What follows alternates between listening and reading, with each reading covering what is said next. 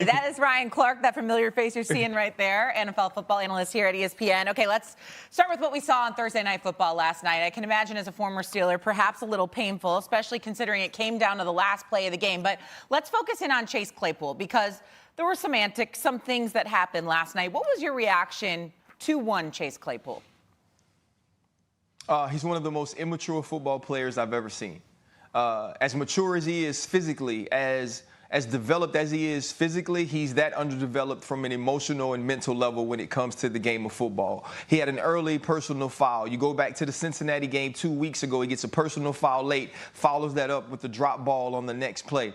And then now you have an opportunity to get your team an extra play, spike the football. We've seen Larry Fitzgerald sprint faster to the referee or the official to hand them the football in the 2-minute drill than he actually did in the route. But for Chase Claypool, it was more important to have his look at me moment. In his post-game press conference, he said, "I did my first down thing." At that point, it was about our first down thing. It was about our opportunity to get an extra play. And he chose himself over the team. And I think it's a microcosm of why the Pittsburgh Steelers are where they are now as opposed to their historic tradition of winning.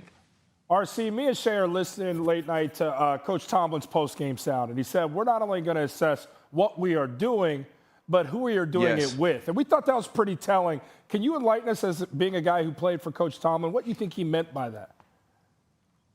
Coach Tomlin doesn't lie, man. He'd rather not say something, he'd rather not answer you than give you a window into his soul. I used to ask him, hey, Coach T, why are there like so many cliches, you know, the standard is the standard and the different things that you say? And he says, I'm never going to give people a window into my soul that I don't want them to have. That was a window into his soul. That was him saying, you know what? It's not only the way we're approaching these games, it's the people who we are approaching them with. When you get whipped on the line of scrimmage, both defensively and offensively, the way you did yesterday, that's a problem. There's an issue, and that's an issue that needs to be fixed. And it's not one of those things where this guy is getting paid this much or we believe this dude is better. It's one of those things where it isn't working. So they have to get into the film and figure out which guy isn't playing hard, which guy isn't playing smart, which guys aren't giving them opportunities for success. And it's either replace them, coach them better, or find yourself in the same position next week.